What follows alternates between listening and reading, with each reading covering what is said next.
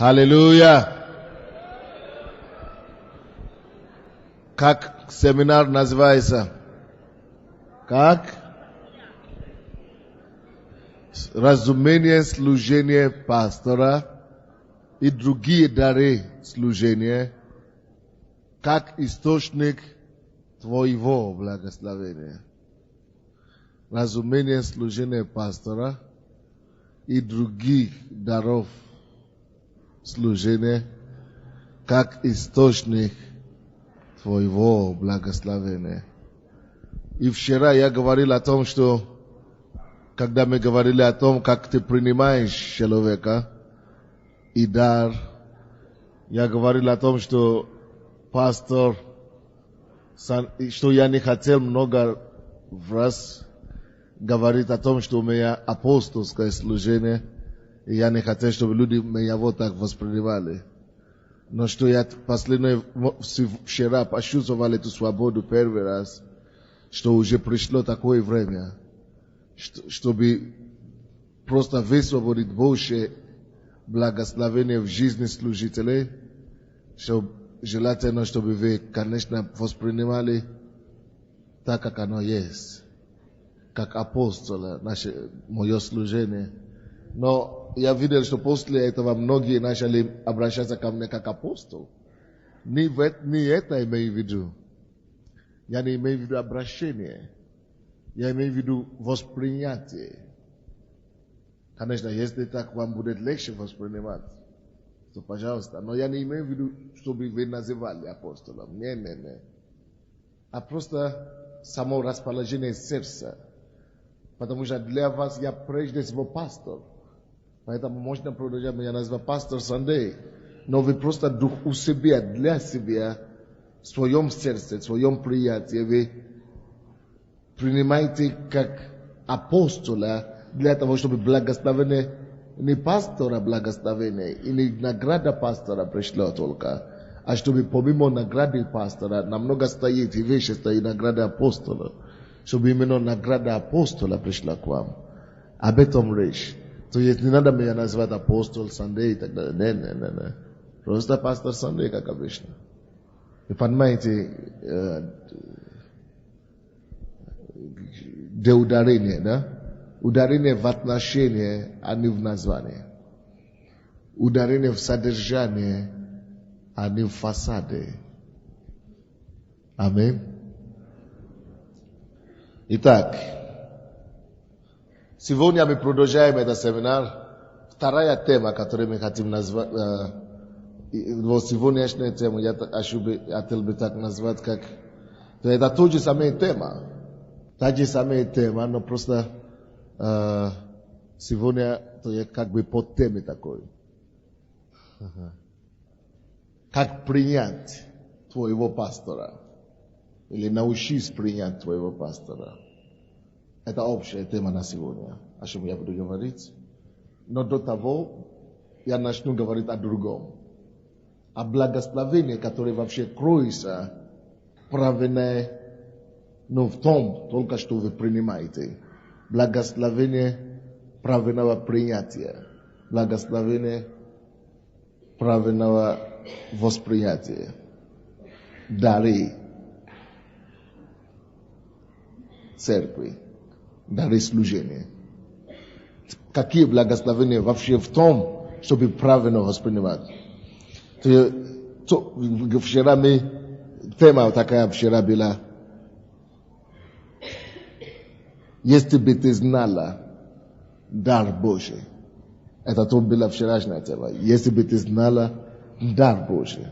А сегодня благословение в том правильного принятия дары Божьей. А потом будет как правильно принять пастора.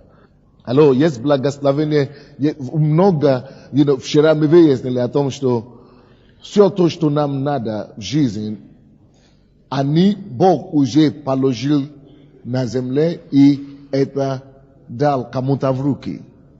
Потому что написано, если бы ты знала дар Божий, ты бы просила у него воду живую. Если бы ты знала дар Божий, потому что в даре Божьем уже есть все необходимые ответы на твои вопросы. В даре Божьем самом, который Бог дал людям, который Бог дал землю, заложено ответы на все потребности человека. Поэтому, когда Бог вас приводит в церковь какую-то или к какому-то пастору, Он знает, что у этого пастора в этой церкви есть все необходимое для вас, чтобы вы состоялись как личность. Поэтому проблема у этой самарянки была в том, что она не знала дар Божий. Поэтому она не могла реагировать или воспринять соответственно. И Бог говорит, что когда вы будете знать, если вы бы знали, если бы вы знали, когда вы будете знать, то вы бы реагировали правильно. И тогда вы бы знали, что у этого человека есть все потребное, чтобы вы состоялись для вас. Все, что вам нужно в жизни.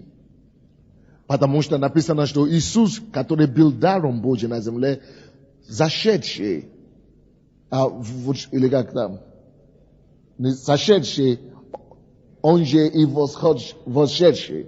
То есть Иисус, который зашел на землю, зашедший, он же и восшедший. Но когда он вошел, вознесся на небо, он, написано, пленил все под собой.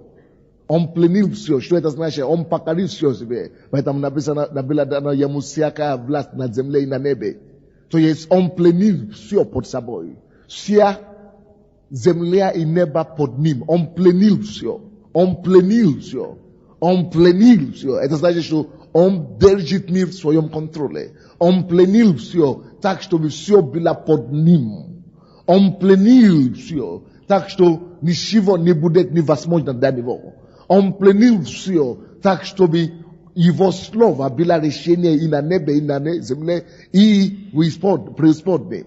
Однако там же в этом стихе, там где написано, что он пленил все, написано, пленил все, отдал дары людям.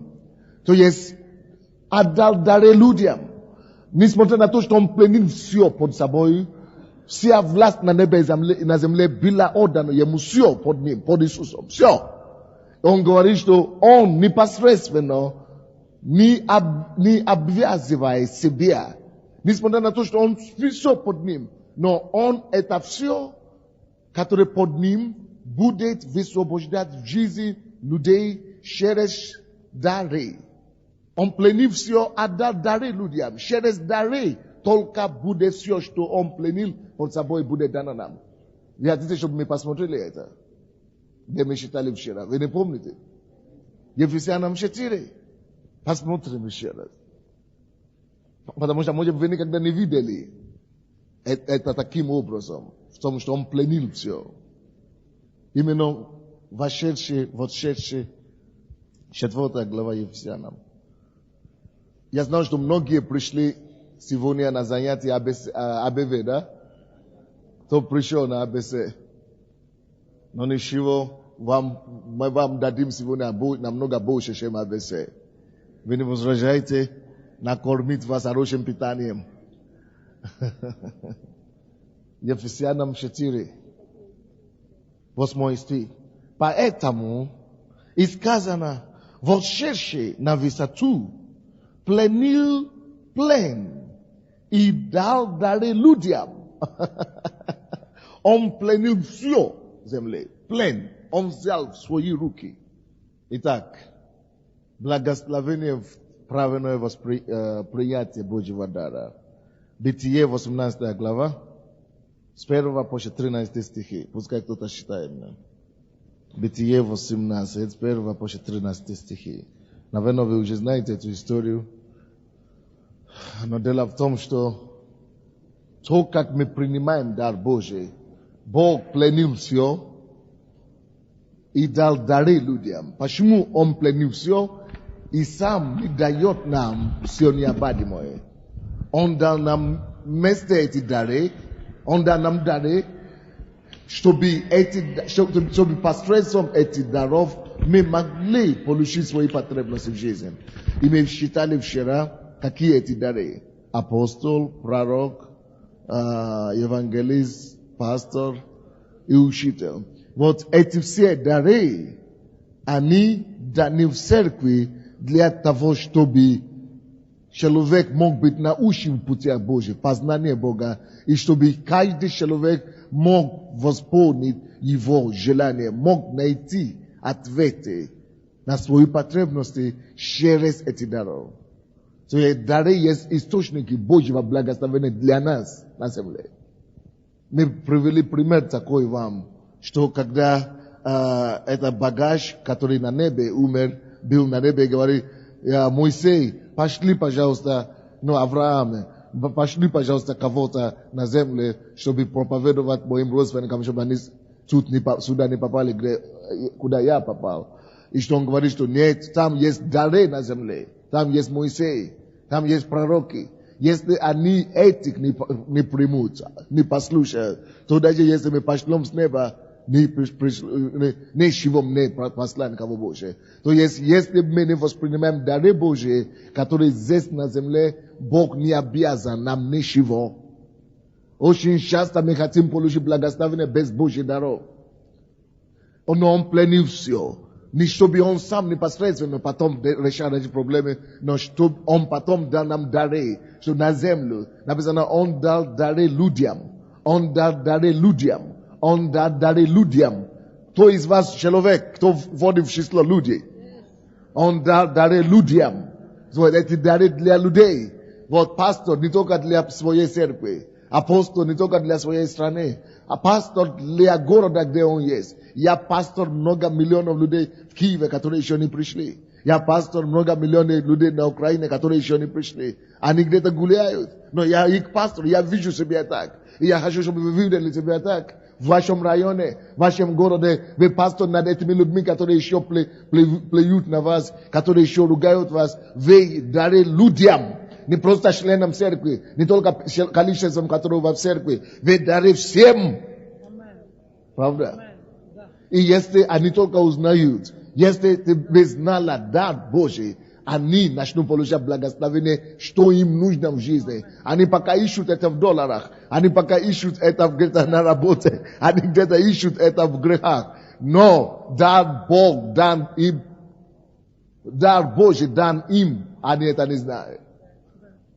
Но очень часто многие знают и пришли уже в церковь, но они не получают их прорывы в жизни, потому что они не принимают соответственно. То, как ты принимаешь, зависит от того, что ты получишь. То, как ты принимаешь, зависит от того, что получишь. Потому что вчера мы также смотрели, это Матфея, 10 глава, 40 по 42, написано: ибо принимающий вас принимает меня. Не надо меня принимать, а вас нужно принимать. Принимающий вас, не меня, а вас. Только к тому я зайду. Принимающий вас. От того, как они отреагируют к вам. От того, как они относятся к вам. От того я буду знать, этот человек достойный меня или нет. От того, как они реагируют к вам. От того, как они принимают или не принимают вас. От того и зависит, что я с ними делаю. Что я сделаю с их молитвой. Так что вы важны. Скажите, я важный. Я Божий дар для моей земли. Для моего города. Для моей страны. Я Божий дар. Я дан людям. Я живу для людей. Я решаю судьбу людей. Вот. То есть он говорит, что поэтому если кто примет пророка во имя пророка, не во имя Татьяну, не во имя Софии, не во имя Наташи, не во имя Люды. Если вы примете Люду, как Люду, вы получите то, что Люда может дать вам улыбка, и все. А если вы примете ее как пророк, закройте глаза, что она Люда. Закройте глаза на то, что она, мама, или она жена, или она женщина. Закройте глаза на это. Примите дара пророка. Тогда только высвободится награда на пророка на вас. Вот почему я говорил о том, что теперь вы можете принимать меня, как я есть на самом деле. Мое основное призвание быть апостолом и пророком для народов. Так что, а потом пастор. Пастор я здесь непосредственно. То есть не просто примите пастора. Если вы воспринимаете пастора, вы принимаете награду пастора. Это тоже хорошо, неплохо. Но есть вещи. Когда вы воспринимаете апостола, тогда вы получаете награду апостола. Поэтому я хочу говорить подробнее об этом сегодня. Есть благословение в твоем восприятии. Скажите это кому-то. Есть благословение в твоем восприятии. Считайте мне эту 18 главу. Давайте откроем Бытие. Бытие 18, 1 стиха по 14. И явился ему Господь у Дубравы Мамре, когда он сидел при входе в шатер во время зноя дневного. Он возвел очи свои и взглянул, и вот 3 мужа стоят против него. Увидев, он побежал навстречу им от входа в шатер и поклонился до земли, и сказал: «Владыка, если я обрел благоволение пред очами твоими, не пройди мимо раба твоего, и принесут немного воды, и омоют ноги ваши, и отдохните под сим деревом, а я принесу хлеба, и вы подкрепите сердца ваши. Потом пойдите, так как вы идете мимо раба вашего». Они сказали: «Сделай так, как говоришь». И поспешил Авраам в шатер к Саре и сказал: «Поскорее замеси 3 саты лучшей муки и сделай пресные хлебы». И побежал Авраам к стаду и взял теленка нежного и хорошего, и дал отроку, и тот поспешил приготовить его. И взял масло и молока, и теленка приготовленного, и поставил перед ними, а сам стоял подле них под деревом, и они ели. И сказали ему: «Где Сара, жена твоя?» Он отвечал: «Здесь, в шатре». И сказал один из них: «Я опять буду у тебя в это же время, и будет сын у Сары, жены твоей». А Сара слушала у входа в шатер сзади его. Авраам же и Сара были стары и в летах преклонных, и обыкновенно у женщин у Сары прекратилось. Сара внутренно рассмеялась, сказав: «Мне ли, когда я состарилась, иметь сие утешение? И господин мой стар». И сказал Господь Аврааму: «Отчего это рассмеялась Сара, сказав: неужели я действительно могу родить, когда я состарилась? Есть ли что трудное для Господа? В назначенный срок буду я у тебя в следующем году, и у Сары будет сын». Аллилуйя.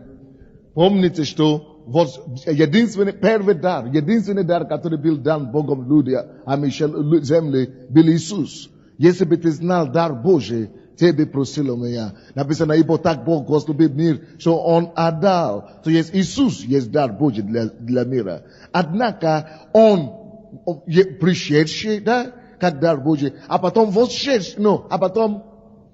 вошедший, ушел. И когда он уже поднялся из земли, он потом пленил все. Он пришел, чтобы сделать основное, чтобы одержать победу над землей, взял контроль, преисподней, на небеса и на земле. Он это сделал. Как дар, как основное, он взял все под контролем. Поэтому Матфея 28-18 говорит: вся власть дана мне. Он уже все, пленил все. Но потом пленил все и дал дары людям.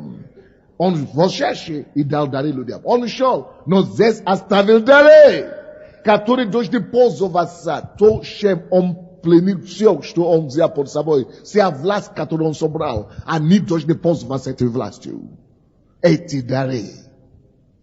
Вот это значит, иными словами, Бог будет приходить людям, отвечать на их нужды, разрешать их проблемы через эти поставленные им на земле людям дары.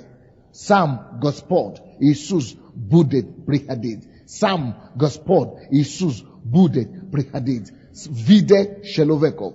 И это, то есть вы знаете, что Ветхий Завет, то, что мы читаем, это прообраз того, то, что мы видим в Новом Завете. И то, что я сам сказал вам сначала, вчера, с Нового Завета, теперь мы видели в Новом Завете. Читайте, пожалуйста, 1-2 стихи. Вы увидите, что в этой ситуации, которую мы читали, обратите внимание. Вы думаете, что вы знаете, что я сейчас скажу. Вы думаете, что вы поняли, что вы читали. Вы ничего не поняли. Теперь откройте уши. Теперь это есть параллель Ефесянам 4. Сам Бог пришел. Сам Иисус, Господь, не Бог, сам Иисус, Господь, который пленил все, который ощет все, который дарил людям, который ощет через людей теперь приходить. Он будет приходить через виде людей и разрешать проблемы людей. Он это иллюстрирует. Образцы это дает здесь как пример, чтобы мы это видели наглядно. Тут в этом месте Писания не только 3 мужа. Написано, что он видит 3 мужа. Так? Во втором стихе. Но в первом стихе написано нам аннотация этого. Содержание, что на самом деле не 3 мужа пришли, а Господь. Господь будет приходить через его дары. Вида людей, чтобы разрешать человеческие нужды. Теперь читайте 2 стиха еще раз. И явился ему Господь у Кто дубравы... явился? Кто явился? Кто явился? Господь. Откуда мы знаем? Мы никак не могли объяснить это место Писания раньше. Это же не 3 мужа, как это Господь один, 3 мужа, как это... Нет, он дает дары людям. То есть он является. И точно как это случилось здесь, он будет делать, и то есть он делает. Явился им Господь, считай дальше. И явился ему Господь у дубравы Мамре, когда он сидел при входе в шатер во время зноя дневного. Он возвел очи свои и взглянул, и вот 3 мужа стоят против него. Увидев...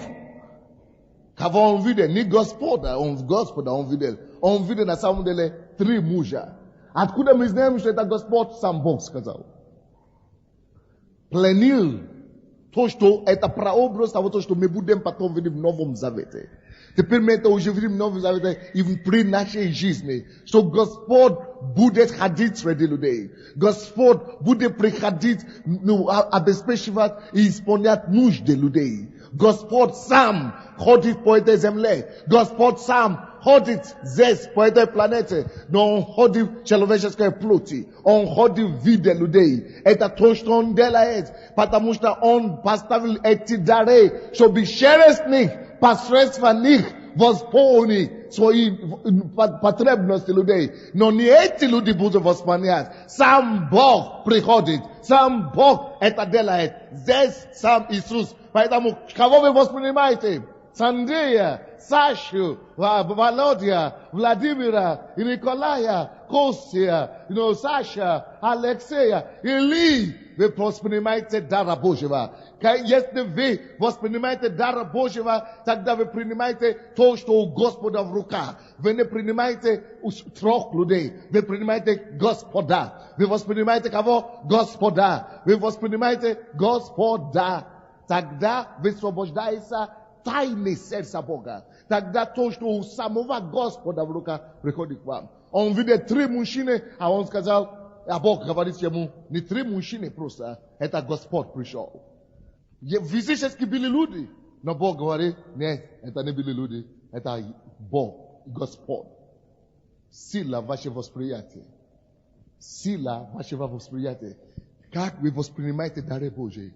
И почему-то Бог здесь дает нам понимание, слава Богу, что Авраам воспринял правильно. Авраам, вы знаете, что он говорит? Он сразу говорит, владыка. Если он не знал их. 3 иностранцы, 3 чужих людей пришли к нему, проходили мимо его дома. Они даже не сушили у него на двери. Они просто проходили мимо. И он имеет достаточно духовной зрелости, чтобы осознать их, чтобы распознать их. Алло, пастыря буду приезжать к вам. Очень часто мы объявляем, пастора приезжают с Украины, с Америки. Кто из вас может открыть свой дом, чтобы принять их? Кто из вас может принять гостей? Кто из вас? Люди все заблокируют уши. Делают вид, что не слышат. У меня нет квартира, у меня нету еды, у меня нету то, у меня нету другое. Хорошо, пускай благословение проходит мимо вас. То есть вида людей, Господь приходит. Особенно, когда они служители Евангелия. Вида служителей, вида эти дары. Особенно, если они входят в категорию эти даров, Господь сам приходит. Поэтому тем больше вы возвещаете этот дар, тем больше проявление Господа приходит. Если вы воспринимаете его как учителя, придет благословение и награда учителя. Но если вы воспринимаете его больше, придем мое благорождение апостола. Тут он воспринял их правильно. И вы знаете, что он сделал? Он принес им воды, по 4 стих, и омыл им ноги. Сколько вы омыете людей ноги? Знаете, это значит служить конкретно им. Конкретно служить. Принести ногу. Сколько вы омоете ноги дарам Божьим? Сколько? Это есть принятие Божьих даров. Как вы воспринимаете Божьи дары? Я говорю, благословение правильного восприятия дары Божьих. Это тема такая. Моешь ли ты ноги? Напишите это себе. Это один из способов, как принять. Мыть ноги. Моешь ли ты ноги дарам Божьим? Насколько ты моешь ноги? Располагал ли или располагаешь ли ты твое сердце, чтобы это делать? Спешишь ли ты это делать? Это прообраз нам. Это пример нам. Даже в Новом Завете, кто из вас знает, что некоторые места Писания апостол Павел, может быть, кто-то найдет сейчас, пишет письмо, по-моему, к римлянам и Тимофеям, и говорит о некоторых сестрам. Тимофею, по-моему, которым нужно поддерживать в церкви. И говорит им, да, если они служат в церкви, и если они моют ноги святым, это говорится о воспринятии дары Божьей. Дары, даже в Новом Завете, где написано, 1 Тимофея 4, 5-10, считаем мне. Вдовица должна быть избираема не менее как 60-летняя, бывшая женою одного мужа, известна по добрым делам, если она воспитывала детей, принимала странников, умывала ноги святым, помогала бедствующим и была усердна ко всякому доброму делу. Вы видели там? Умывать ноги святым также нужно будет делать. А многие из вас, когда вы видите, что помазанник приходит на ваш путь, вы делаете листов в другую сторону. Вы даже не приветствуете нормально, а тем более омыть ноги. Я вас знаю все. Я все знаю. Сейчас изменимся, да? Правильное сердце.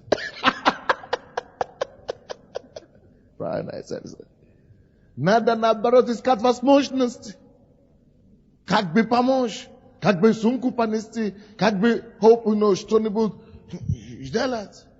Усердие какое-то проявить. Даже вдовы, даже если они вроде бы вдовы, но им можно. Но даже им не прощается. Говорят, что они даже, чтобы им помочь в церкви, нужно, чтобы они и это ушли. Чтобы они правильно, чтобы у них было правильное восприятие святей. Даже от до того, чтобы иметь дарам ноги, святым ноги. Восприятие, твое правильное восприятие, дары Божьи высвобождают Божьи планы, благословение Божье в твоей жизни. Насколько ты воспринимаешь ноги, ты моешь ноги. Авраам это понял. Он был большим человеком. У него жена была дома. У него дети были, у него рабы были дома. Он не послал рабов, чтобы мыть ноги. Он сам пошел это делать. Вот почему, когда гости приезжают, я так принимаю, и как будто я сам мальчик. Как будто я ничего не знаю. Как будто я ребенок. Как будто они вещи меня нисколько порядок. А на самом деле, если физически смотрю, я вещи на нисколько порядок. Но я должен жить по слову. Правильное сердце, христианство. Разве это не класс? Когда мы имеем такое христианство. А некоторые из вас есть, которые обижаются на дары Божьи. Это вы обижаетесь на свою судьбу. Видели человека, который обижен на свою судьбу, чтобы у него получилось что-то? Не бывает. Это антоним. Наоборот получается. Вы обижаетесь, вы грязнитесь на помазанников, все. Вы вычеркнули свои расписания. Потому что это есть те дары, которые были проставлены в церкви, чтобы быть для вас благословения. А вы тут, а потом вы молитесь Богу. Бог не дотронулся до вас, пока вы так относитесь к его помазанникам. Помните, Луки 16, да? Багаж, богатый. Если этих дары мои не воспринимают, то забудь об этом. Какой бы у тебя ни был доступ к Богу, Бог тебя будет пренебрегать, чтобы ты знал. Пока ты не изменишь твое отношение к его помазанникам, даже к самым недостойным. Начни мыть все ноги. А это только еще начало, посмотри дальше. Немного омоют ноги, много отдохни. И я принесу хлеб, и вы подкрепите сердца ваши. Потом пойдите. Так как вы идите мимо раба вашего. Сделай так, как ты говоришь, написано. Он принес им хлеб, чтобы подкрепить их. Вы, какое ваше восприятие помазанников? Приносите ли вы хлеб? Делитесь ли хлеб дарами Божьими? Вы помните эту женщину, которая Сапрецкая, или как называется? Вдова Сарепская, Селием, пророком Илия. Она говорит, что мы собираемся печь этот хлеб, а последнее это самое, и кушать, и есть, и умереть. Это последнее это самое, что кушать. Мы собираемся уже вообще умереть. Он говорит, нет, я дар Божий. Дай мне, я поем, прежде чем вы позаботитесь о себе. Дайте мне то, что вы хотите есть. Потому что это есть способ выживания, который Бог придумал для бедных и немощных. Иногда мы делаем пожертвование, второе пожертвование для помазанников, для проповедников. И говорят, я все равно не дам. Это же они американцы уже богатые, без этого еще наши дам.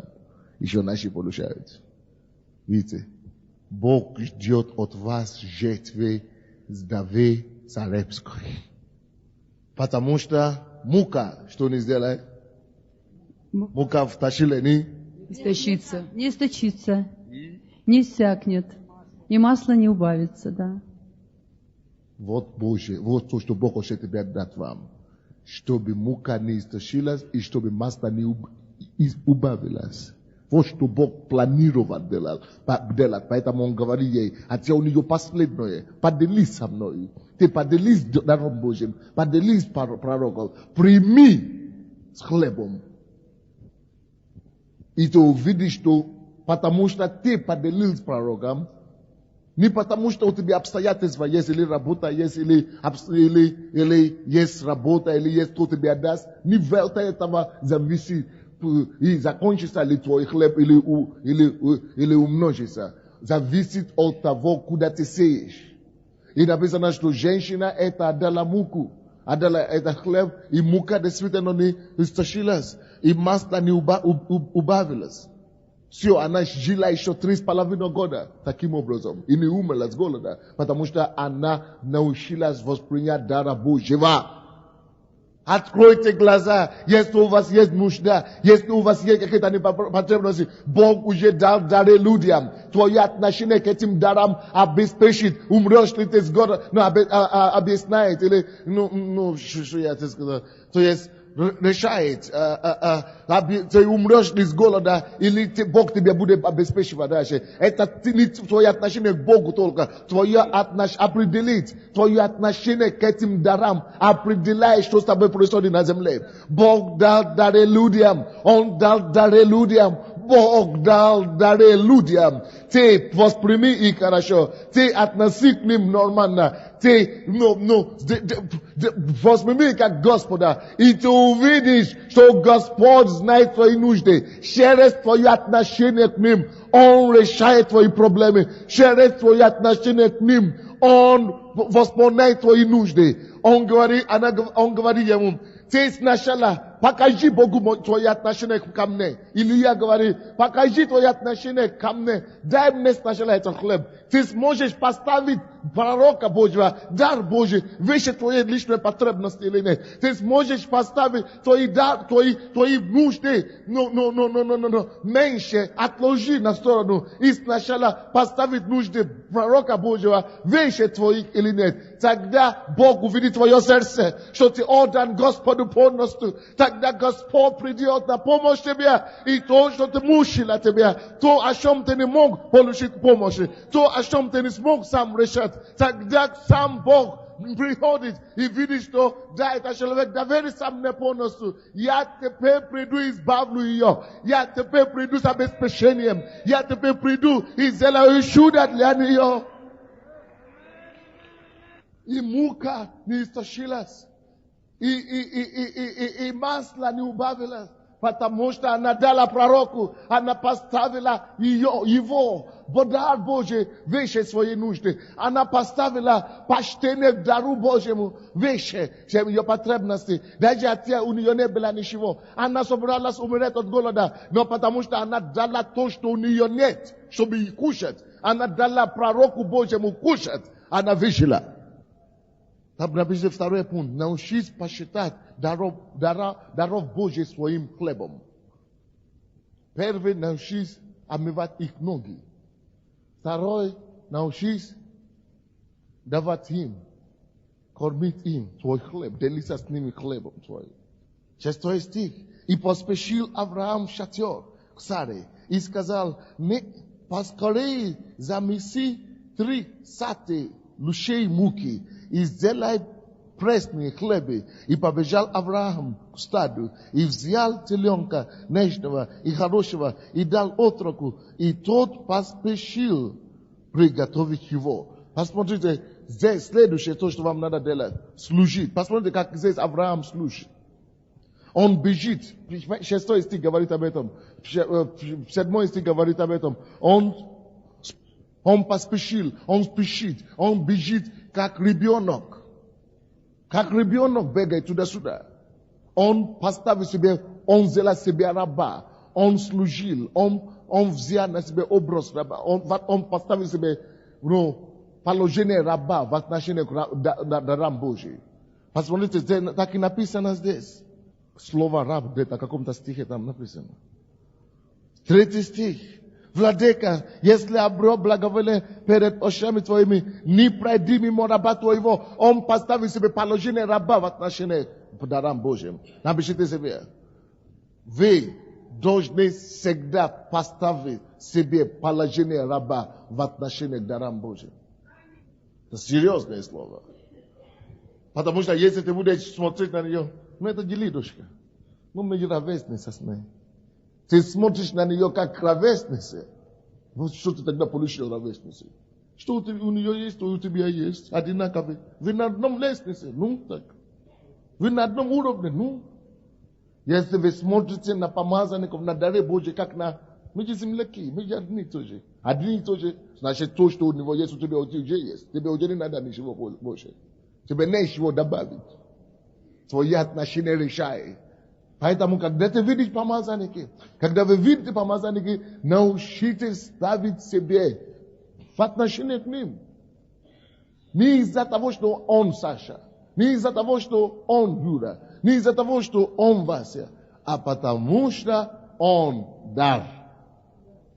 Закрываю глаза на Сашу, закрываю глаза на Василия, закрываю глаза на Юру, закрываю глаза на Сережу. Вижу раба, дар, все. Вижу раба Господа, я хочу быть положение раба перед ним, чтобы служить. Потому что только раб служит. Как должно, как положено. Только положение раба позволяет вам служить, не имея гвоздиной совести. Но есть некоторые, которые вроде бы делают. А внутри китайский говорят. Мысли всякие влезут в голову. Помазание Мариама у них есть. Мариам, сестра Моисея. Я слушаю, я делаю то, что он говорит, я буду делать то, что он говорит, но почему я должна, почему я должен, ну почему, как я уже ее, как он думает о себе, ну как он себя ведет, да. Вот почему поставить себя в положение раба решает все вопросы и снимает всякое проклятие себя. И дает тебе свободу, просто свободно служить. Некоторые сейчас слушают меня и думают, я не смогу делать это.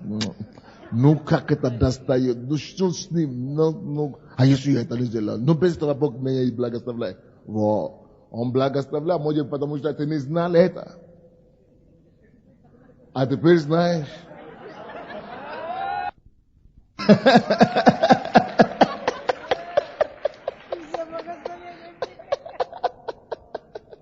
Теперь отвечай. Теперь отвечай перед Богом. Некоторым даже тяжело смеяться.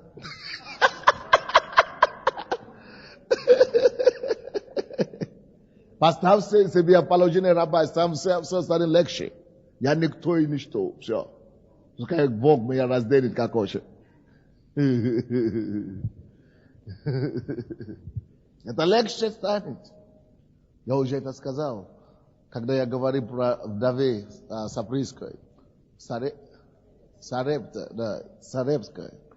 то когда я говорил о ней, я говорил, что она поставила свою нужду ниже. Она поставила потребности пророка, дары Божьи вещи свои. То же самое делает здесь Авраам. Он может быть, возможно, он сам был голоден. Возможно, он сам еще не ел с утра. Тем более сели, чтобы заколоть сели это самое. Кого он заколол там? Теленка. И отдав все гостям сразу, и ничего не попробовал оттуда. Но в 8 стихе написано, что и взял масло и молоко, и теленка приготовленного, и поставил перед ними, а сам стоял подле них под деревом. И они ели.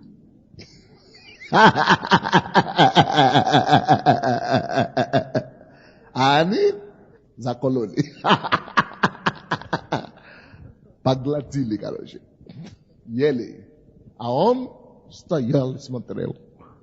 Есть некоторые вещи, которые ты думаешь, нет, это я должен есть это. Это я сам должен покушать. Это мне принадлежит. Это мое вот это. Это мое вот это. Это мое вот это. Но я это ни с кем не поделю. А Бог хочет, чтобы вы сначала поделились его дарами сначала и смотрели в сторону, и смотрели на их рот. Есть некоторые из нас, которые слишком много не полезного кушаем. Потому что мы кушаем нету пользы от этого. Не прибавляется ни вес, ни тяжеловес, ничего. Ни фигуру не добавляется, ничего не видно. Ни свежести, ничего. Я говорю духовно. От этого ничего и никакое благословение не видно. Но если мы можем высвободить, отпустить руку и говорить, что нет, это есть дар Божий. На, возле меня дар Божий. На, возле меня дар Божий тут. Мой пастор в Африке, куда я ходил, он говорил, он был профессором и он математики, и он ходил в церковь, где бедный пастор. И говорил, у меня пианино было дома. А в церкви я пришел однажды пастору домой, видел, что у него, он любит играть, но у него нет, он молится за пианино, у него нет пианино. Я взял свое пианино, и говорю, какое право у меня есть иметь что-то, о котором мой пастор молится, у него нет. Какой совестью я буду это наслаждаться, а он молится, пускай молится себе пастор. Но я поехал домой, загрузил, это грузовой принес. Потому что дар Божий. Он говорит, с этого момента Бог начал его поднимать. И сейчас он пастор самой большой церкви в Африке. Как вы воспринимаете дары Божьи? Серьезное слово, да? Как вы воспринимаете дары Божьи? Что потом за этим потом пошло? Посмотрите, они до этого времени, друзья, я вам скажу, что Вот Авраам был обещал ему много чего. Много чего он был обещан Богом. Бог его вывел из его страны, когда ему было еще 75 лет. А тут ему уже 98 лет. Здесь, в этот момент, было 98. Сколько лет прошло? 24 года. Здесь 25. Нет, через год будет 25. 24 года прошло. Бог не мог никак выполнить его обетование. Что-то ждал. Сколько лет ты ждешь твое обетование? Сколько лет ты ждешь твое обетование? Твои обетования. То, что Бог тебе обещал. То, что ты знаешь, что должна быть. Сколько лет ты уже ждешь? А сколько еще ждать? Кто-то говорит до конца. Можно до 100 лет так ждать. Сейчас все. Вот как он сорвал это, как он прервал это период период ожидания, долгого периода ожидания. Как он покончил с этим, как он это прервал. Посмотрите, он воспринял дары правильно. И что случилось? 9-10 стихи считай. После того, как они ели, что же они сказали? И сказали ему: где Сара, жена твоя? Он отвечал: здесь, в шатре. И сказал один из них: я опять буду у тебя в это же время, и будет сын у Сары, жены твоей. А Сара слушала у входа в шатер сзади его. Видите, да? Как? Он говорил: в следующем году, в такое же время я буду у тебя. У тебя будет сын. То, что они ждали, обетование, которое они ждали 24 года. Теперь они просто прошли дома. Только мимо дома прошли их. Но он видел, что это особые дары Божьи. Он относился к ним как Господь. Оказывается, что Бог сам Господь пришел в видах 3 мужчин. Твое отношение к дарам Божьим подсказывает Богу, как ты к Нему относишься. Некуда бежать Богу, молиться, плакаться Богу, какие-то песни петь. Посты какие-то бирать Богу. Нет. У него одна критерия, друзья. Твое отношение к его дарам. Как ты их воспринимаешь, для него так ты его воспринимаешь. И когда Бог увидел, что этот вопрос решился, высвободилось благословение. Даже Сара усомнилась как-то. С 11 стиха. Авраам же и Сара были стары и в летах преклонных, и обыкновенно у женщин у Сары прекратилось. Даже обыкновение у нее прекратилось. Сара внутренне рассмеялась, сказав: мне ли, когда я состарилась, иметь сие утешение, и господин мой стар? И сказал Господь Аврааму: отчего это рассмеялась Сара, сказав: неужели я действительно могу родить, когда я состарилась? Алло, какая твоя невозможная ситуация? Что тебе даже настолько уже не верится, что это даже как шутка, как сон фантастический, что это насколько уже нереально, все как сон. Даже эти вещи оживутся, даже эти обстоятельства станут возможными, даже эти обстоятельства, о котором ты даже мечтать не мог, они становятся возможными благодаря правильному восприятию дары Божьей. Махала Рабахая. Начни принимать в твой дом помазанников. Начни кормить их хлебом. Начни мыть их ногою. Начни давать им первоочередное это самое в твоей жизни. И ты увидишь, поразишься, что все невозможное в твоей жизни, все, о чем ты уже забил, все, о чем ты уже перестал молиться, все, о чем Бог тебе обещал, начнут просто сбываться без твоего участия. Вот в чем дело. Благословение правильно воспринятие дары Божьей. Ибо нет, если трудного для Господа. В назначенный срок я буду у тебя в следующем году. И у Сары будет сын. Я. И у Сары будет сын. Какой сын ты ожидаешь? Какой сын ты ожидаешь?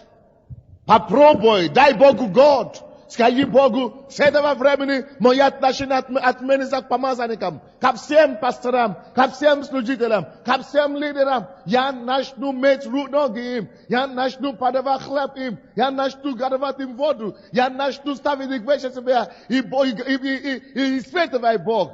Такое же время через год. Если что-то невозможно для Бога, все, о чем ты думал невозможно, прямо сейчас Бог делает чудо. Бог прикасается к людям в зале, кому Бог от сердца открывается. Сейчас сердце открывается, и Бог делает чудеса прямо сейчас. О, Бахалла Бохосия, у кого-то в счастное,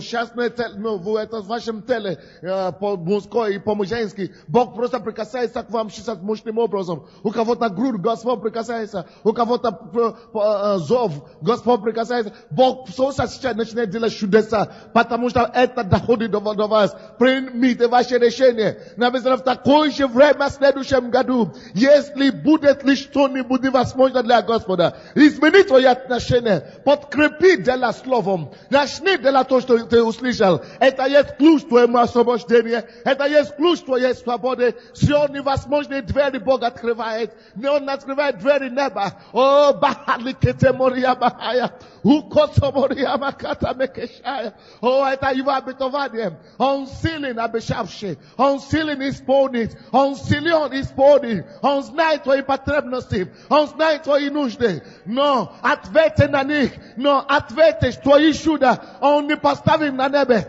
Они здесь на земле, они здесь на земле. В этих дарах, которые он поставил, он дал дары людям, он дал дары людям. В этих дарах твои чуда, в этих дарах твое прикосновение, в этих дарах твои ответы, в этих дарах твои решения. Меняй твои отношения, начни, научись воспринимать правильно, и все изменится, друзья. Давайте посмотрим с вами другой пример. 19 главу. Бытие, 19 глава. С 1 по 3 стих сначала. А потом с 15 стиха по 17 стихи. «И пришли два ангела в Содом вечером, когда Лот сидел у ворот Содома. Лот увидел и встал, чтобы встретить их, и поклонился лицем до земли, и сказал: «Государи мои, зайдите в дом раба вашего, и ночуйте, и умойте ноги ваши, и встанете поутру, и пойдете в путь свой». Но они сказали: «Нет, мы ночуем на улице». Он же сильно упрашивал их, и они пошли к нему и пришли в дом его. Он сделал им угощение и испек пресные хлебы, и они ели. Вот это уже перед гибелем Содома и Гоморры. Это уже другой человек, тоже муж Божий, Лот. Это не просто так Бог ставит такие примеры в Библии. Мы все вами знаем историю, что Бог убил, Господь уничтожит Содому и Гоморру. Но это не единственный урок для нас там. Это нас уже не касается. Содома и Гоморра, Бог с ними. Но теперь есть какой-то урок, который Господь хочет донести до нас там. И избавление, которое Господь дал Лоту. Почему Бог дал Лоту избавление? Хотя Бог не нашел там ни 10 человек, о котором упрашивал Авраам. Он не нашел их. Авраам даже не уговорил их, чтобы он вывел Лот оттуда. Он просто говорит 10. И он надеялся, что 10 будут. Но несмотря на то, что он не нашел 10, он даже из условий, которые не было поставлено, выполнил. Но только из-за расположения сердца Лота. Как только что эти два пророки, дары Божьи, вошли в этот Содом, он тоже просто увидел их. Они не пришли к нему домой. Они, наверное, возможно, прошли мимо многих людей в этом городе. Они много домов, наверное, прошли. Они много людей видели на дороге. Но никто на них не обращал внимания. О, есть некоторые друзья у людей на этой земле, у кого есть уши видящие, у кого есть уши слушающие, у кого есть сердце воспринимающее, у кого есть разум разумеющее, у кого есть разумение времени. племен, и людей. И это разумение было у Авраама, это разумение было у Лота. И разумением Божьим они подошли к этим людям. Они знали, что нет, это не просто люди пришли, это не просто мужчины пришли, это дары Божьи. Если у вас сегодня уши слышащие, если у вас сегодня глаза видящие, чтобы вы могли различать дары Божьи среди толпы, чтобы вы могли останавливать их, чтобы вы могли приложить им руки помощи, чтобы вы могли подать им воду, омыть их ноги, и чтобы вы могли закалить залонка для них, и чтобы вы могли поставить себе положение раба перед ними и получить свое предназначение и свое обещание от Бога. Они не обязаны избавить Лота, но потому что Лот поступил божественно, по-божьему, божески. Они вынуждены его избавить. Он делал то же самое, что Авраам делал. Аврааму тогда не было телефона. Я абсолютно уверен, что Авраам не успел предупредить Лота, потому что телеграмма тогда не было. Тогда не было телефона. Это было на следующее утро. И как он не мог найти? Но потому что у него были уши, око видящие. Он избавил себя и свою семью. Прочитайте с 15 по 17 стихи. Когда взошла заря, ангелы начали торопить Лота, говоря: «Встань, возьми жену твою и 2 дочерей твоих, которые у тебя, чтобы не погибнуть тебе за беззаконие города». И как он медлил, то мужи те, по милости к нему Господней, взяли за руку его, и жену его, и 2 дочерей его, и вывели его, и поставили его вне города. Видите, это было по милости Господа. Господне, слушайте, милость Божья высвобождается в твою жизнь, когда есть правильное воспринятие дары Божьей. У Бога есть милость, это есть Его милость, но она находится содержана в дарах Божьих. Они эти дары сами даже могут не знать. Они даже могут не знать, что у них есть. Но твои отношения высвобождают то, что Бог знает, что Он заложит там. Все Он дал на землю, все есть на земле. Но твои отношения высвобождают его. Милость Божья в твой адрес. Милость Божья в твой адрес. Милость Божья в твой адрес. Это о чем Иисус говорил. Иисус сравнил, даже Иисус вспомнил эту ситуацию. Иисус вспомнил эту ситуацию, когда Он посылал своих учеников. В Новом Завете, Евангелие от Матфея, 10 глава, откройте. 13-15 стихи. Он помнит эту ситуацию Гомора и Содома и Гоморы. Когда Он посылал учеников своих, Он предупредил их об этом. Читай, пожалуйста. И если дом будет достоин, то мир ваш придет на него. Если же не будет достоин, то мир ваш к вам возвратится. А если кто не примет вас и не послушает слов ваших, то, выходя из дома или из города того, отрясите прах от ног ваших. Истинно говорю вам, отраднее будет земле Содомской и Гоморской в день суда, нежели городу тому». Видите, Он посылает учеников и говорит, что кто примет вас, пускай мир вас останется в этом доме. Но кто не примет вас, судьба, то, что будет с ними, будет то же самым, то, что с Содомой и Гоморой. Алло, послушайте, в этом мире есть много даров, которые Господь послал, которые Господь расслал по землю. Алло, то, что вас обеспечивает, то, что с вами происходит на этой земле, во многом зависит от ваших отношений и восприятия посланников Божьих. Видите, Он говорит, если они, любой дом, неважно, верующий, неверующий, любой человек, любой стране, неважно, ничего, ты послан Богом, самое главное. Если они принимают вас, благословение они получают. Если вас не принимают, как должно, ужас Содома и Гоморры происходит с ними. Ужас Содома и Гоморры, а это катастрофа, а это разрушение, а это неустройство, а это смерти, это гибели. Вот почему гибели так распространено в нашем обществе сегодня. Потому что люди отрицают, не принимают дары Божьи, не умеют принимать. Ужас то же самое, как мы считали только что. Единственное, что способно изменить и избавить человека от ужасти Содома и от ужасти Гоморры, это только поступать, как Авраам и Лот поступили. Это правильное восприятие дар Божий. Иисус вспоминает об этом. Те, кто не понимают, не воспринимают дары Божьи, те, которые не научены, те, которые не принимают, не благодарны, у них катастрофы неизбежны. Эти все проблемы неизбежны. Ужас. У них будет даже хуже, чем Содому и Гоморре. Что? От чего? Что это? От чего это зависит? Только от принятия или непринятия. Во всем деле. Считайте стихи еще раз. 13 по 15. И если дом будет достоин, то мир ваш придет на него. Если же не будет достоин, то мир ваш к вам возвратится. А если кто не примет вас и не послушает слов ваших, то, выходя из дома или из города того, отрясите прах от ног ваших.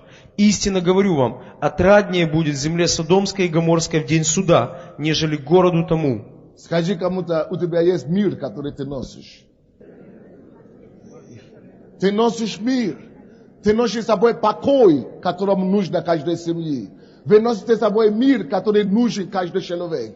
Покой, который нужен каждое общество. Каждое общество нуждается в этом Божьем покое. Каждое общество нуждается в Божьем мире.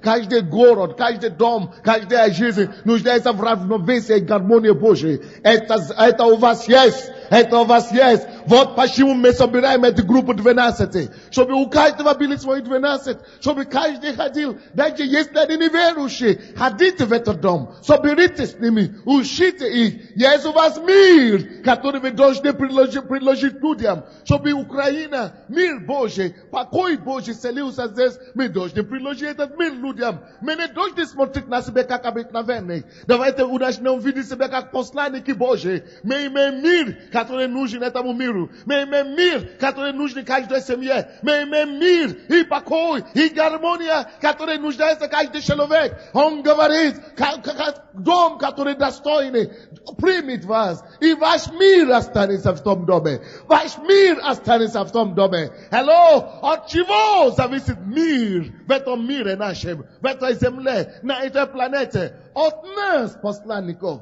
Куда мы пойдем? Как нас принимают? Мир, мир, мир, покой, гармония в наших руках, нашей личности, наша идентификация. Мы есть последователи князя мира. Он есть князь мира. Он дал нас вместо себя, как дали на земле. И теперь это почесть мира на нас. Поэтому, куда мы ходим, мы оставляем там мир. Кто-нибудь понимает? Или слишком нагружаю вас? Если вас не принимаю, ваш мир возвращается к вам. А у них ужас Содома и Гоморры. Это серьезные проповеди. Серьезные вещи. Я даже начинаю думать, может быть, мне следует писать книгу целую об этом деле. Потому что как-то не встречаются такие материалы. Мир мира в наших руках. Потому что Он есть князь мира. И Он в нас. Он послал нас. Он поставил нас как дары вместо себя. Потому что Он воскресший. Давайте посмотрим другой пример. Благословение восприятия дара Божьего. Дара Божьего. Так. Да. Иисус Навин. 6 глава. 21 стиха по 25 стихи. А двум юношам, высматривавшим землю, Иисус сказал: «Пойдите в дом оной блудницы, и выведите оттуда ее, и всех, которые у ней, так как вы поклялись ей». И пошли юноши, высматривавшие город, в дом женщины, и вывели Раав, и отца ее, и мать ее, и братьев ее, и всех, которые у нее были, и всех родственников ее вывели, и поставили их вне стана израильского. А город и все, что в нем, сожгли огнем, только серебро и золото, и сосуды медные и железные отдали в сокровищницу дома Господня. Раав же блудницу, и дом отца ее, и всех, которые у нее были, Иисус оставил в живых, и она живет среди Израиля до сего дня, потому что она укрыла посланных, которых посылал Иисус для высмотрения Иерихона. Вы видите что? Вы помните, когда это случилось? Во 2 главе Иисуса Навина. Когда Бог послал заглядателей, или кого послал? Заглядателей туда, чтобы посмотреть Иерихон.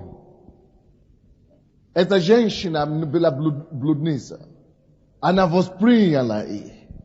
Алло, слушайте. Даже люди, которые мы часто думаем, что они недостойны, что они никакие, что они точно в ад попадут. Некоторые из них раньше нас попадут в Царство Небесное. Потому что они не говорят о себе, что вот мы такие праведные, а открывают сердце дарам Божьим. Там были академики в том городе, возможно. Там были грамотные люди в том городе. Там была элита общества в том городе. Там были проповедники праведности в том городе. Там были разные высокие чины общества. Нравственные общества, культуры, представители культурной жизни столицы. Все они были там. Но никто не узнал дары Божьи. Никто не воспринял дары Божьи как должно. Какое ваше отношение к дарам Божьим, которые Бог посылает сюда в церковь? Некоторые из вас, когда мы просим, чтобы делали пожертвования для них в конце служения, вы грызете зубы. Скрежещете зубы. Как кто из вас знает, что зубы нужно скрежещешь где? В аду. Не надо скрежещить зубов здесь на земле. Это принадлежит тем, которые идут в ад. Выкладывайте кошельки. Пускай кошельки скрежещутся, но не ваши зубы.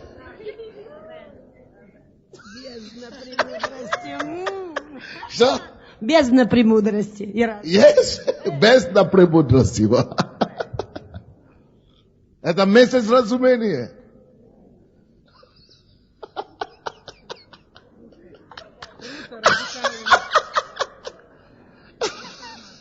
Информация, мозгак, дай Бог, дай Бог. Она была проституткой. Она была блудницей. Она была блудницей. Но одно спасло ее. Правильное воспринятие помазанника. Все. У нее не было своей праведности. У нее не было какой-то рогали, понимаете.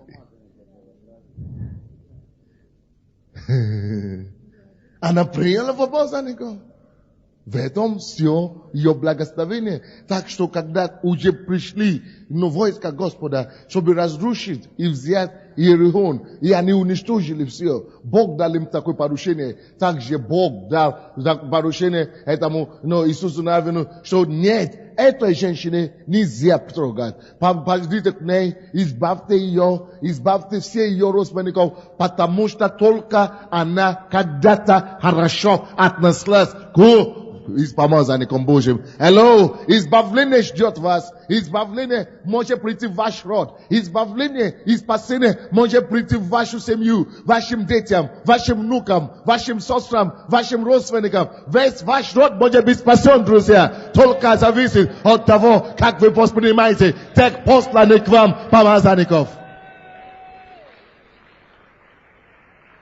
Я говорю, избавление возможно. Спасешься ты и весь дом твой. Спасешься все, если только ты будешь расположить свое сердце и стать на этом слове, что Господь, я этому верю, я так поступаю. Это твое слово. Это даже Рава. Она была хуже меня. Она была проституткой. И спасение пришло в ее дом. Если это случилось с ней, я стою на этом слове, что спасется не только мои дети, не только мой муж, не только мои родители. Именем Иисуса. Это сбилось с ней. Я принимаю, что это сбудется со мной.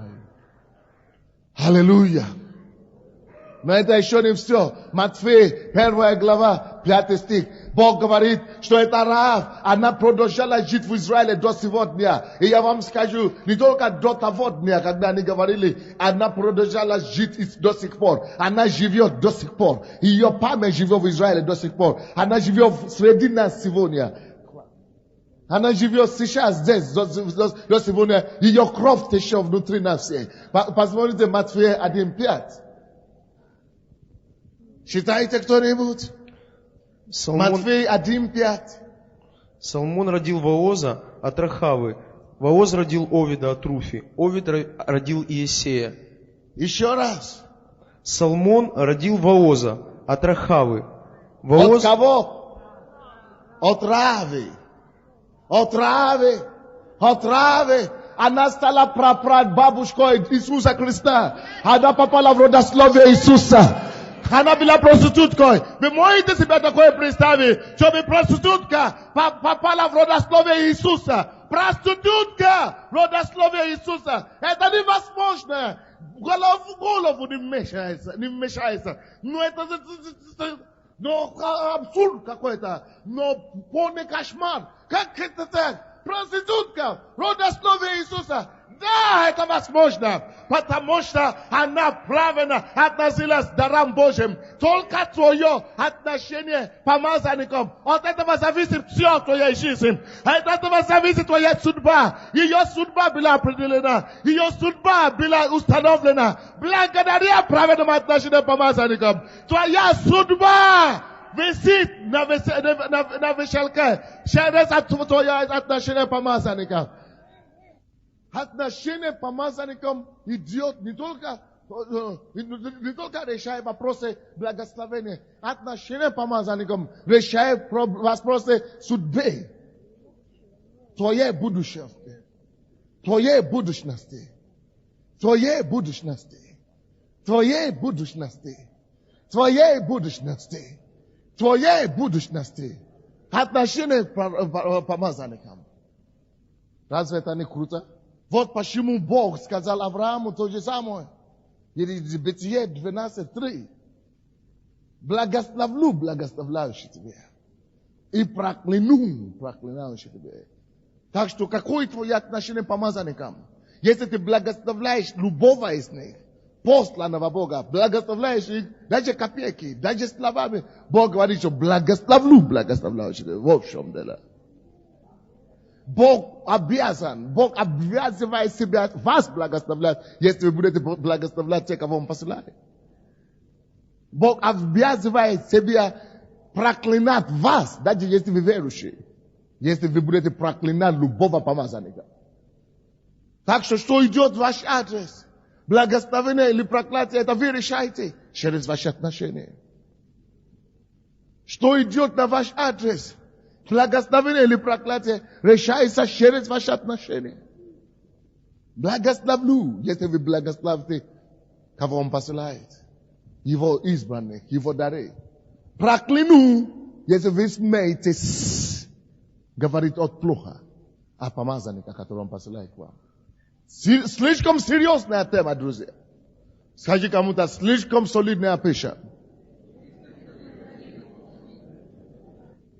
Всем нашей церкви нужно переслушивать эти кассеты. Вам надо покупать эти кассеты для всех ваших 12, чтобы они слышали. Это меня ведет к другой теме, следующей под темой, основной. Каким образом, как я могу наилучшим способом воспринимать моего пастора? Как лучше воспринять своего пастора? Напишите. Как лучше воспринять дара Божия? Своего дара Божьего. Скажем, пастор.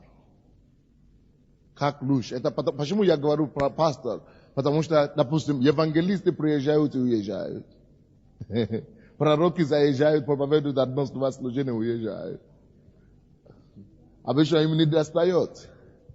Но тем, кому достает по-хорошему, это те, которые приходят и входят с вами. Которые варятся с вами, как мы говорим, варятся с вами, которые варятся с вами с утра до вечера, каждый день привыкли их видеть. Особенно маленькие церкви, когда 100 человек, 50 человек, начинаем быть брезгливым друг к другу, даже к пасторам. Потому что, когда вас мало так, вы начинаете наступать на друг другу ноги. Но даже в больших церквях разные разговоры идут повсюду. Чтобы вы не попали под этим искушением. Я хочу дать вам практические пути. Как правильно относиться. Как правильно воспринять. Не относиться, а воспринять пастора. Как принять своего пастора. Правильно. Первый пункт.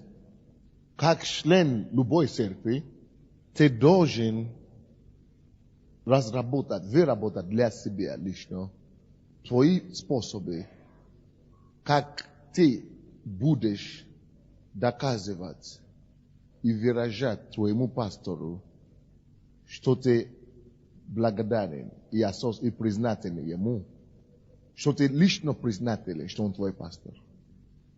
У тебя должны быть способы, пути. Выработай твой способ донести, как донести до него лично от себя, что я счастлив, я благодарен,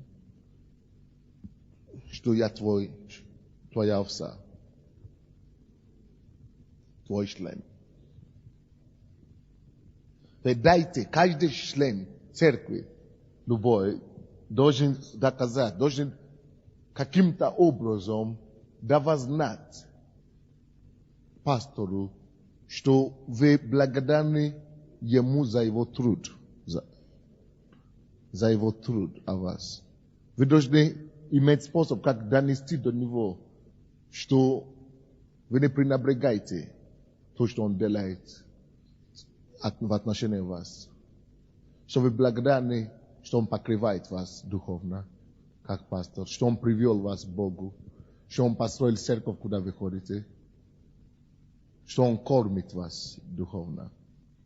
То же самое, что кто-то мне дает зарплату, обеспечивает мне каждый день дом, кров, защиту, охрану.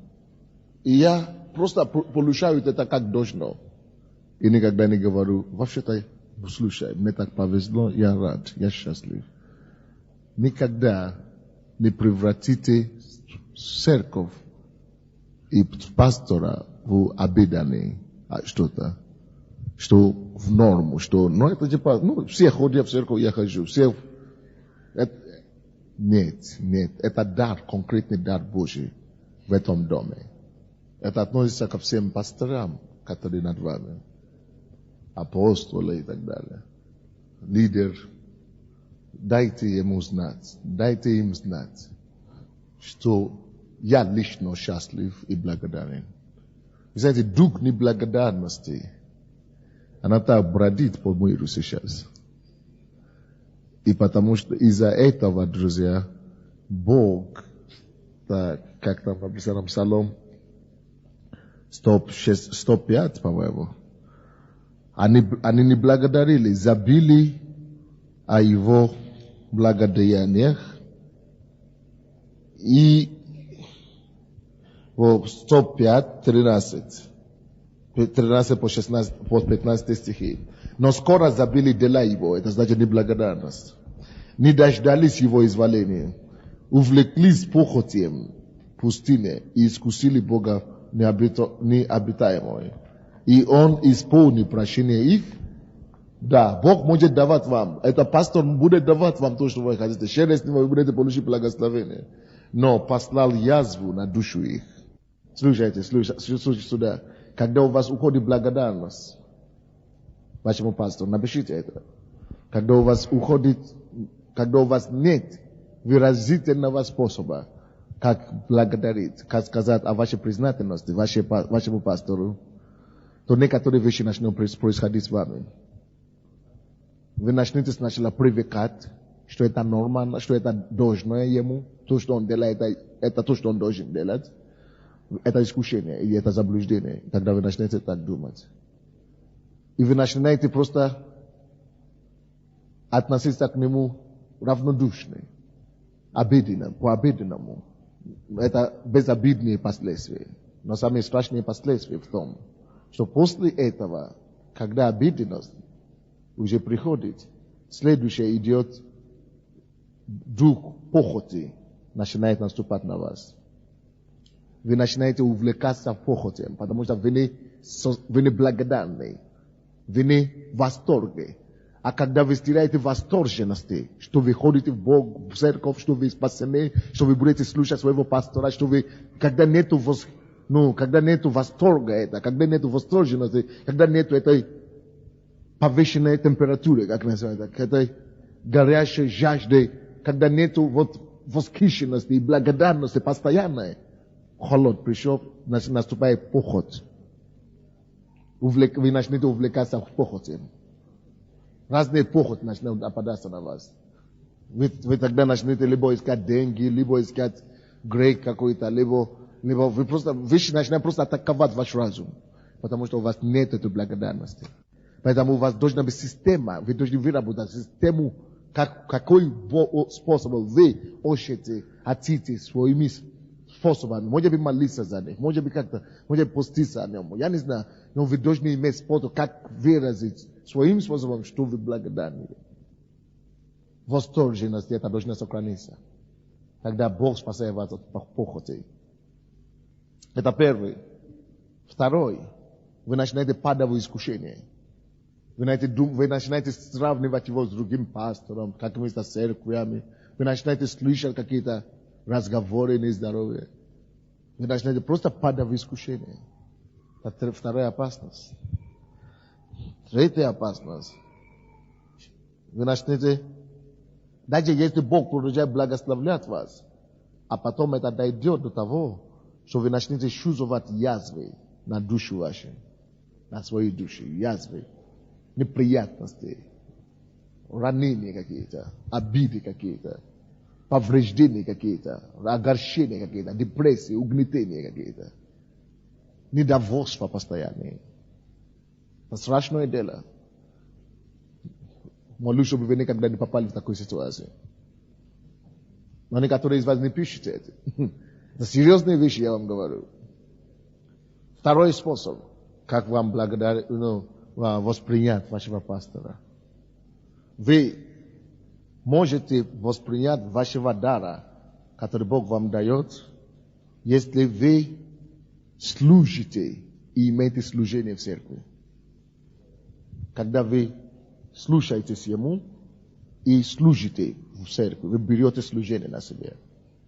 То есть вы исполняете то, что Он, не просто учение, то, что Он говорит, но практически, что есть вы берете служение в церкви. Это есть один из самых лучших способов, как вы можете показать вашему пастору, что вы его воспринимаете как ваш пастор. Что я тебя поддерживаю. Я поддерживаю твои руки. Ты мой пастор. Вот, как человек, который служит в церкви, этим самым доказывает пастору. И пастор знает, что это человек с ним. Когда вы служите в церкви, этим самым косвенно вы говорите ему. Он получает сигнал, что вы с ним. Поэтому у вас все должны быть служения. У кого нет служения в церкви с вами? Вы должны серьезно подумать об этом. Вы должны серьезно подумать об этом. Как подумать? И побыстрее что-то делать об этом. Хотя бы в 12, хотя бы иметь свою 12, группу 12, это элементарно, с этого начинается. Вы должны это делать. Этим самым вы воспринимаете этого пастора. А так вы не принимаете, вы получаете благословение, но вы не принимаете. Считайте то, что я написал выше. Это просто начинает происходить с вами потихонечку. У вас должно быть служение. Хотя бы в эти 12 вы должны состояться. Следующий способ, как вы воспринимаете ваш дар Божий для вас.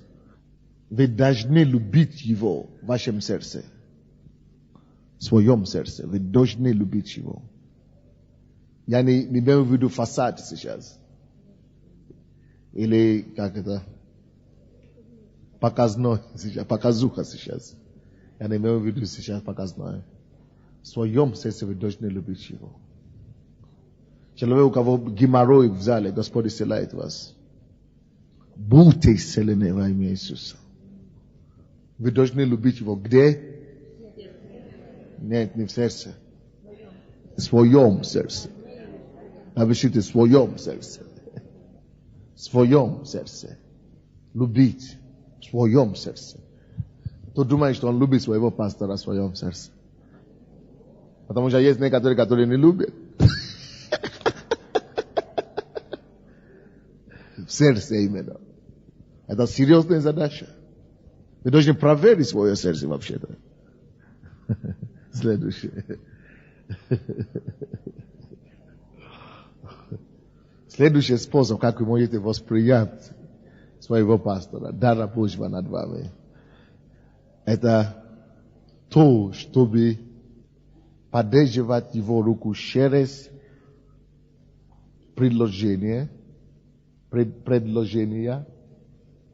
инициативности, принятие инициативы и идеи новые его проектам. Каждый пастор имеет какие-то видения, какие-то программы, какие-то видения, какие-то, что он проповедует. Он просит вам что-то делать и так далее. Один из способов, как вы можете дать ему знать, что вы принимаете его как ваш пастор. Это к этому предложению его, или к этому видению его, или к этому, тому, что он говорит, помогать ему продумывать. Все разные идеи, разные предложения писать, разные... То есть, и никогда не скромничать скромно, но ложной скромностью, что мне неудобно, сколько у него дел, но как попасть к нему. Пиши на бумаге, в конце концов, передай ему. Вы должны писать предложения постоянно, новые идеи. Потому что Бог дал вас ему, потому что, чтобы помочь ему строить служение. Этими идеями, этими предложениями вы помогаете строить, созидать то царство и тело, которое Господь привез вас. Ему одному это не получится. Вы даны ему как помощь. И если вы принимаете его, на самом деле, вы будете созидать этот дом вместе с ним. Через ваши предложения. Бог говорит и будет говорить каждому из вас. Каждому из нас Бог будет говорить. Каждому из нас Бог будет что-то открывать. И вы не думаете, что Бог вам не говорит. Не думаете, что Бог вам ничего не открывает. Не думаете, что у вас идеи не приходят. Знаете, если у вас идеи не приходят новые, то проявляйте инициативы.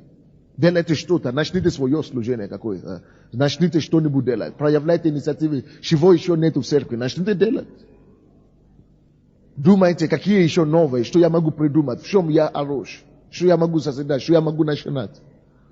Инициативы новые. Начните это вводить в церковь. Этим самым пастор видит, что вы его правая рука. Что вы приняли его. Следующий способ. Как вы можете доказать вашему пастору, что вы принимаете его? Разве это не серьезные вещи, что мы говорим? Это говорить хорошие вещи о нем. О нем. Говорите положительно о нем. Не обязательно ему, но о нем. Видите разницу? Но если это женщина, вы должны говорить ей комплименты.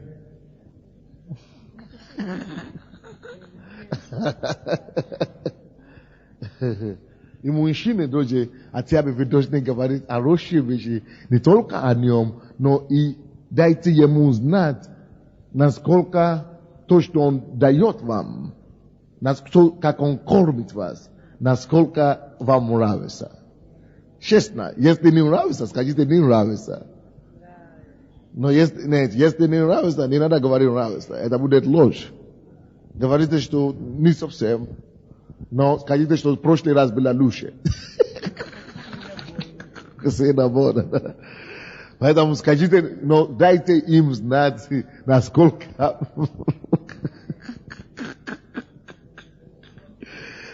вы признательны, насколько вы... Как вы чувствуете, когда мы кормим это вас? Это то же самое, что муж приходит домой, жена готовит кушать, и муж за 10 лет никогда не говорит вкусное, невкусное, соленое, не соленое, ему все равно. Ужас какой-то.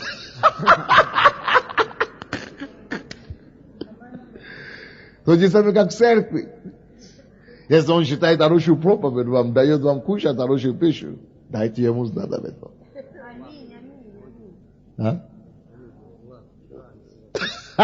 Уже делает.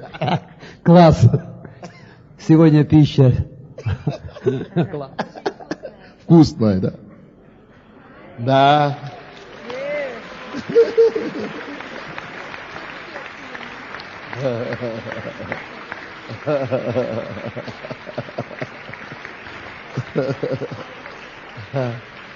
Говорите, положите на нем.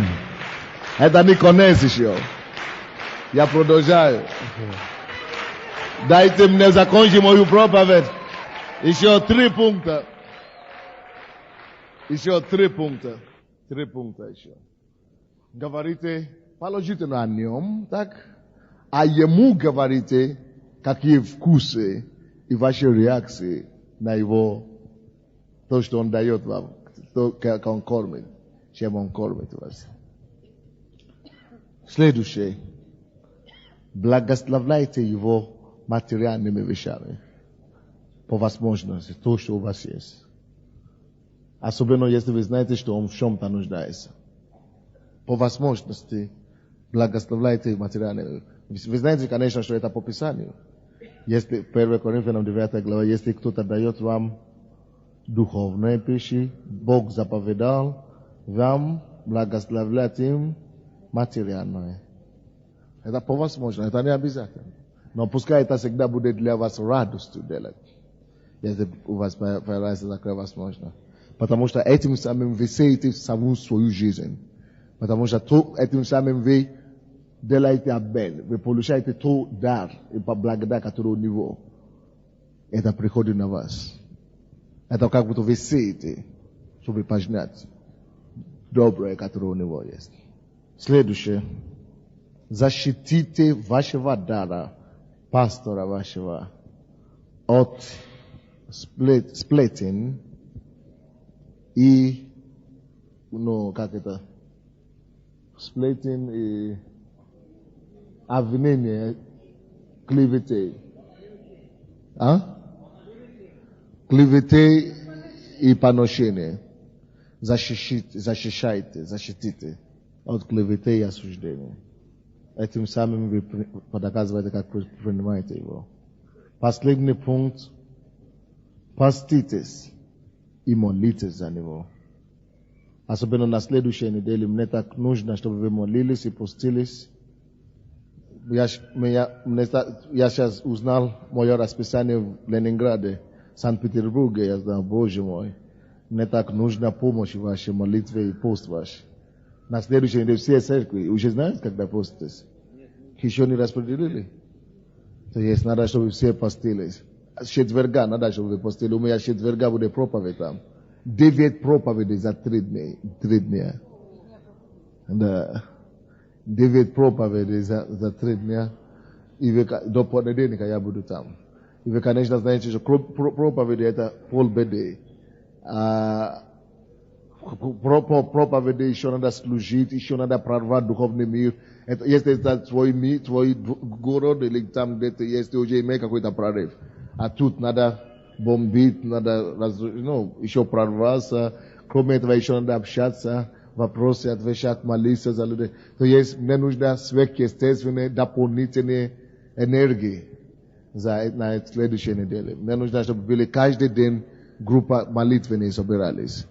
Где-то молились круглосуточно тоже. Это с четверга до понедельника. Но это не только обо мне речь. Это речь идет вообще. Но я просто это позже услышим.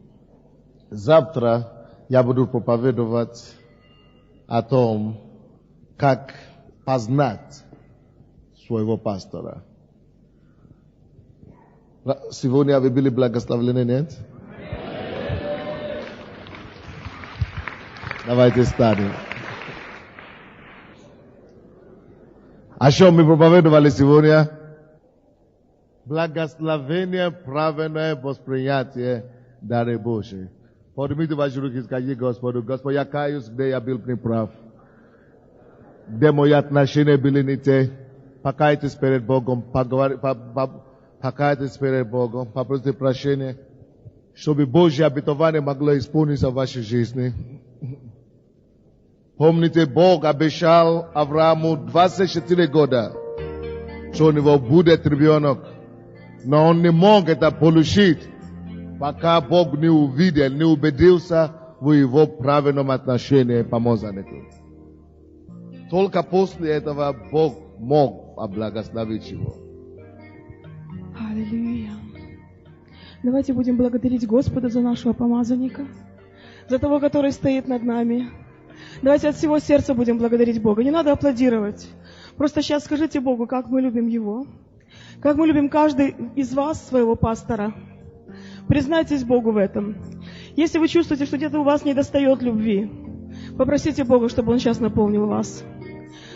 Признайтесь Богу, скажите: я хочу любить, но у меня не получается. Знайте, что любовь Божья Духом Святым излилась в наши сердца. Сейчас уже скажите это Ему. Господь, я ожидаю, что Ты Духом Своим изольешь ту меру любви, которую Ты хотел бы, чтобы я проявлял к пастору моему. Господь, наполни меня любовью. Я так благодарен Тебе, мой Бог, за этот дар, который Ты привел в моей жизни. О, Господь, я так благодарен Тебе за того человека, которого Ты поставил надо мной. Спасибо Тебе за того, которому Ты даешь бремя за меня. Спасибо Тебе за того, который не спит ночами и который молится обо мне. Спасибо Тебе за того, который молится. Спасибо за того, который кормит. Спасибо за того, который не жалеет своей жизни, для того, чтобы я мог жить, и для того, чтобы я мог возрастать. О, Господь, я благодарю Тебя. Мой Господь, я ожидаю от Тебя, что Ты дашь мне мудрость. Просите у Бога сейчас. Дашь мне мудрость, Господь, как мне проявить свою любовь к Нему. Может, дай мне мудрость выработать эту систему, Господь, чтобы Он каждый раз видел и знал, что я действительно признателен Ему, что я на самом деле предан Ему, что я на самом деле люблю Его. Господь, помоги мне, дай мудрость мне, мой Бог. О, Господи, я благодарен Тебе, спасибо Тебе, мой Господин. Молитесь сейчас все за каждый за пастора своего. Боже, благослови его обильно. Боже, благослови обильно его жизнь. Господь, Боже, сделай в его жизни гораздо больше, чем я прошу. Гораздо больше, чем, Боже мой, я могу представить себе. Боже, поднимай его еще выше. Он достоин. Господь, я благодарю Тебя, Боже, за этот дар. Боже, дай мне мудрость относиться к этому дару, Господь, как Тебе самому. Как Авраам, Господь, который служил тем трем. Точно так же дай мне служить всегда моему пастору, тому, который поставлен надо мной. Боже, исправляй меня, если я был неправ, Господь. Исправляй меня, Господь мой. И используй меня, Боже, чтобы я также мог быть благословением для его жизни. Чтобы я был благословением для его жизни, Отец. Боже, дай мне все необходимое, чтобы я мог положить к Его ногам, Господь, чтобы Он мог и дальше служить Тебе, и чтобы я мог получить благословение от Тебя, Отец. О, спасибо Тебе, Господь, спасибо Тебе, Господь, во имя Иисуса Христа. И все вместе скажут: давайте будем воздавать Богу славу. Аллилуйя. Мы такие счастливые люди с вами. Мы счастливые люди с вами, братья и сестры. И я хотела бы, чтобы мы с вами сейчас сделали практическую работу. Если мы теорию уже восприняли, кто воспринял то, что пастор говорил? Давайте мы сегодня практику сделаем, практическое занятие. Мы с вами знаем, что наш пастор – это апостол. Амен. И мы поговорили с пастырями здесь сейчас. Я знаю, что мне пришло это в сердце, пастор Василий. Другие тоже хотят это сделать. Давайте мы подтвердим на деле то, что мы любим его. Вы знаете, что люди приходили и полагали к ногам апостолов все, что они имеют. Амен. Я хотела бы положить все, что я имею, к его ногам. Давайте мы сделаем это сейчас для него. Давайте подтвердим свою любовь на деле. Амен.